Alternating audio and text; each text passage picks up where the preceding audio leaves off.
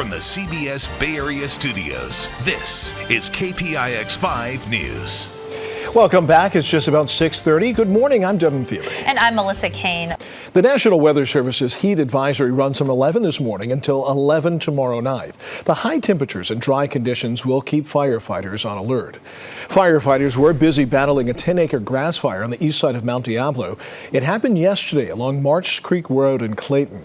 According to the East Contra Costa Fire Protection District, the fire was caused accidentally at the Sheriff's Department's shooting range. A San Jose police officer has been arrested on narcotics and firearms-related charges. 48-year-old John Tompkins was arrested yesterday morning, shortly after the Sunnyvale Department of Public Safety officers served a search warrant on his home.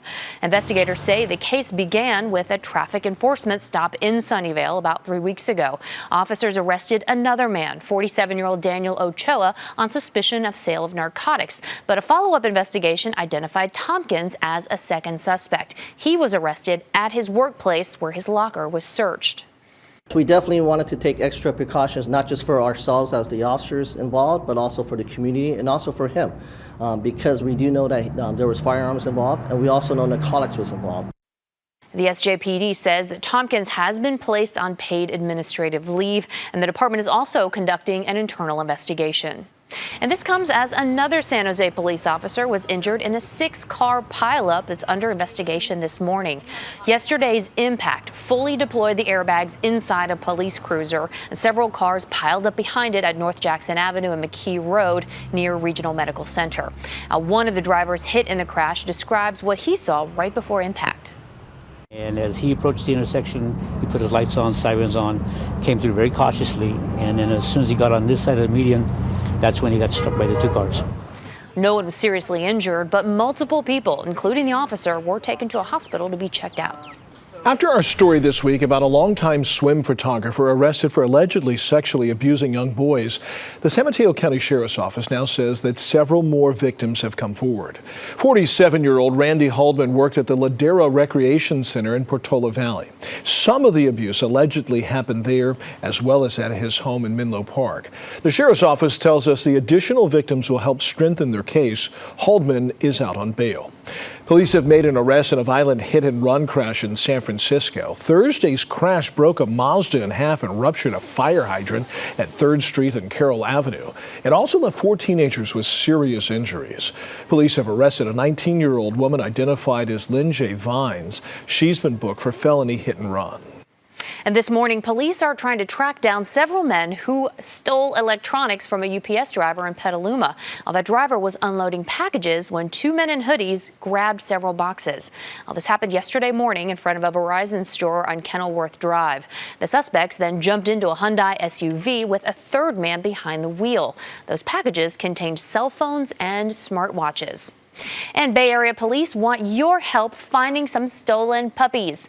In San Francisco, these Maltipoos were stolen from a shopping center at 16th Street and Potrero Avenue on Wednesday.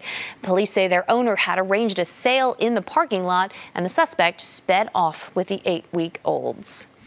And Oakland police are searching for this 5-month-old French bulldog named Uni. She was stolen from her dog walker's car, also on Wednesday, but at 16th and Campbell Streets in West Oakland. Uni was last seen wearing this little pink harness. If you have any information, police want to hear from you. Federal agents are in Oakland after a fire destroyed yet another construction site. And this morning, we're getting a new look at what was lost in Thursday night's fire. These pictures are from the construction company performing the work, showing the progress on a Quonset hut that the owners say was meant to become a creative studio. Now, it all went up in flames just before 10 o'clock Thursday night. This is at least the 9th construction fire in the East Bay since 2012. And that's why the ATF is on the scene this weekend to find out if this fire was also arson. I don't know what to think about all these instances where they're burning down housing that we all need. I don't know if it's people anti-gentrification. Investigators have learned that the fire started on the 1st floor in the front of the building, but the cause has not yet been determined. And a man accused of faking his own death in Monterey Bay is under arrest after a months-long manhunt. U.S. Marshals caught up with Kim Vincent Avis yesterday in Colorado Springs. Authorities say that back in February, he staged a disappearance. It turned out, though, that he was out on bail as a serial rape suspect in Scotland. Avis now faces an extradition hearing in Colorado. And at least 8 people are confirmed dead and dozens more are injured after 3 strong earthquakes struck the northern Philippines in the last 24 hours. These quakes hit near sparsely populated islands in the early morning hours. The Philippine Seismology Agency says the quakes had magnitudes of 5.4, 5.9, and 5.7. The quakes caused substantial damage, collapsing some houses and, of course, waking people up.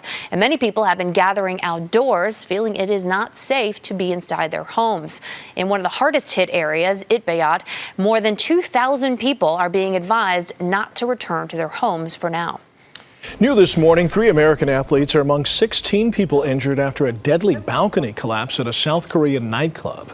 The collapse happened today in the city of Gwangju, site of the World Swimming Championships. The nightclub is next to the athletes' village. The confirmed deaths are 2 men from South Korea. Investigators are looking into whether the internal balcony was legal and if too many people were on it at the time of that collapse.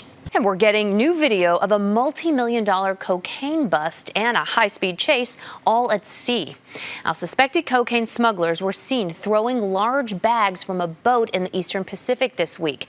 That's an Oregon-based Coast Guard crew closing in. Now, they eventually caught up with the drug boat and arrested 9 people.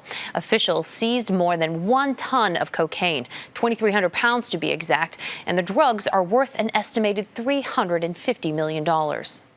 Now, for a third time, a judge has dramatically slashed the amount of money awarded to a plaintiff who claims that Roundup weed killer caused their cancer. An Alameda County judge sliced a $2 billion award to a husband and wife from Livermore down to $86.7 million. Alva and Alberta Pileup were both diagnosed with non-Hodgkin's lymphoma and sued Monsanto, the maker of Roundup, which is owned by Bayer Pharmaceuticals. Just 2 weeks ago, a former groundskeeper from Vallejo also had his award cut down by a judge from $290 million to $78.5 million. The maker of Roundup insists the popular product is safe. Now, so far, the EPA agrees.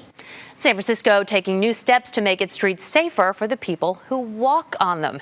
The transportation agency recently installed these plastic traffic barriers between lanes on Taylor Street. The agency also installed sensors on the street to study exactly how fast traffic is moving. So far this year, there have been 14 pedestrian deaths. The latest was last Sunday, when 39-year-old Benjamin Dean died after he was hit and killed at Taylor and O'Farrell Streets. He was hit by a driver suspected of speeding and running a red light. His wife Kelly was also hit but is recovering. The driver is facing a vehicular manslaughter charge. San Francisco's UN Plaza has now an extra farmers market, part of an effort by Mayor London Breed to make the area more inviting. Now, for years, there has been a farmers market on Wednesdays and Sundays. People in the neighborhood have told the mayor they want to see more. And people, all they talk about is the farmers market and how they love the farmers market. And so I wanted to make sure that we provided an extension of that and an opportunity for local people to showcase their talent. The new Friday Farmers Market has more than just food. There's also merchandise, arts, and crafts. Financial tech company Square is one of the sponsors. The most exciting thing about this is that for an area that has some challenges, this is such a good example of the city and local partners and local companies and small businesses coming together to revitalize the neighborhood. Now, there are 3 days of farmers markets in the plaza each week, but Mayor Breed says she would like to see a permanent market. And some cab drivers in San Francisco are getting letters demanding full payment for balloon loans obtained to pay for taxi medallions. Driver Matt Sutter says the letters were just the first surprise. The second surprise was learning that the loans themselves had changed hands. The drivers, they went in with these letters to the bank and were told that they were bundled into a loan and sold. The San Francisco Federal Credit Union acknowledged that it has sold participation interests in some loans, but by law, they say they can't say how many or to whom. Several Bay Area cities are getting an infusion of cash to tackle a rash of car break-ins. 5 cities will receive $750,000 each from a state surplus. The cities are San Jose, Santa Clara, Milpitas, Fremont, and Newark. Now, some of those cities have been seeing record number of car break-ins. And now the extra money may go toward police overtime or public awareness campaigns, maybe even outreach to businesses near hotspots. The Supreme Court ruling has cleared the way for the Trump administration to use billions in Pentagon funds for the border wall. Last night, President Trump posted on his Twitter account, "Wow, big victory for the wall, big win for border security and the rule of law." The decision came in a 5-4 ruling yesterday. The court unfroze $2.5 billion in Defense Department funding. Now, this means that work can start to replace sections of the barrier in Arizona, California, and New Mexico. House Speaker Nancy Pelosi had this to say, quote, "The Supreme Court's decision to allow President Trump to defy the bipartisan will of Congress and proceed with contracts to spend billions of dollars on his wall undermines the Constitution and the law." And we're getting a live look at Capitol Hill this morning. House Democrats are pushing for access to grand jury evidence from the Russia investigation. They say the material is crucial as they weigh whether to begin impeachment proceedings. Yesterday, attorneys for the House Judiciary Committee asked a federal court to let them see evidence about 2 issues. First, interactions between the Trump campaign and Russian agents. And second, alleged attempts by the president to have special counsel Robert Mueller fired. Heat advisory for our inland valleys this weekend. Concord and Livermore are among the cities that are expected to hit triple digits today.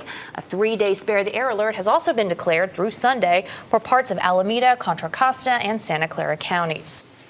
Oh, those two usually go hand in hand, don't they? We start to get the intense heat. That sunlight starts turning a lot of that stuff into bad air quality. The high pressure traps it in. It's not pretty. Not the best weekend, particularly inland, to be out in this stuff at 103. If you're in the immediate bay, right near the water, there's a strong enough onshore flow that's not only helping to cool us down, but it's also helping bring in some cleaner air from the coast. But that's a limited part of the Bay Area. The rest of us go easy this weekend. Well, it's time for us to call it a morning. Thank you for watching KPIX 5 News this morning.